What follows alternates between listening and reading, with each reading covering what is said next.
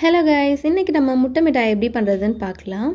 ஒரு heavy bottom pan எடுத்துக்கோங்க. அதில் ஃபுல் க்ரீம் மில்க் ஆட் பண்ணிவிட்டு இந்த மாதிரி சுண்டை காய்ச்சிக்கோங்க. இது ஒரு 25லேருந்து 30 மினிட்ஸில் இந்த மாதிரி கோவா கிடச்சிரும். இந்த கோவாவை அப்படியே ஆற வச்சுக்கலாம். ஓவர் நைட் சோக் பண்ண பாதாம் ஸ்கின் பீல் பண்ணிவிட்டு அதை ஸ்மூத் பேஸ்ட்டாக அரைச்சிக்கணும். அரைக்கிறதுக்கு நம்ம தண்ணி இல்லைனா பால் ஆட் பண்ணி அரைச்சிக்கலாம். இப்போ இந்த பேஸ்ட்டை நம்ம ஆற வச்சுருக்க கோவாவில் ஆட் பண்ணிக்கோங்க. அது கூடவே சுகர், கீ, சாஃப்ரான் இது எல்லாத்தையும் சேர்த்துட்டு லைட்டாக மிக்ஸ் பண்ணிக்கோங்க. இப்போ நம்ம இதில் முட்டை சேர்க்க போகிறோம். முட்டை பார்த்திங்கன்னா ஃபஸ்ட்டு 3 நெக்ஸ்ட்டு 3 நான் ஆட் பண்ணியிருக்கேன். ஏன்னா அப்போ தான் நமக்கு சீக்கிரமாக மிக்ஸ் ஆகி கிடைக்கும். இதை அப்படியே ஹீட் பண்ணிங்கன்னா ஸ்லோ ஃப்ளேமில் தான் ஹீட் பண்ணணும்.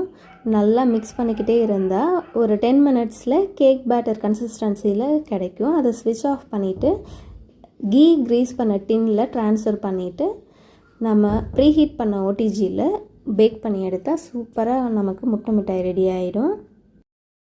இது ட்ரை ஆகாமல் இருக்க மேலே ஒரு ஸ்பூன் கீ ஆட் பண்ணி இந்த மாதிரி நல்லா க்ரீஸ் பண்ணிவிட்டு இதை க்ளோஸ் பண்ணி வச்சிடலாம். செஞ்ச உடனே சாப்பிட்றத விட ஒரு 5 to 6 hours ரெஸ்ட் பண்ணிவிட்டு அதுக்கப்புறம் சாப்பிட்டிங்கன்னா சூப்பராக அல்டிமேட்டாக இருக்கும் இந்த ஸ்வீட்டு. நீங்களும் ட்ரை பண்ணுங்கள். இதோட லாங் வீடியோ நான் ஆல்ரெடி போஸ்ட் பண்ணியிருக்கேன், செக் பண்ணி பாருங்கள். மறக்காமல் சேனலை சப்ஸ்கிரைப் பண்ணிவிடுங்க. உங்களை நெக்ஸ்ட் வீடியோவில் மீட் பண்ணுறேன். பாய்.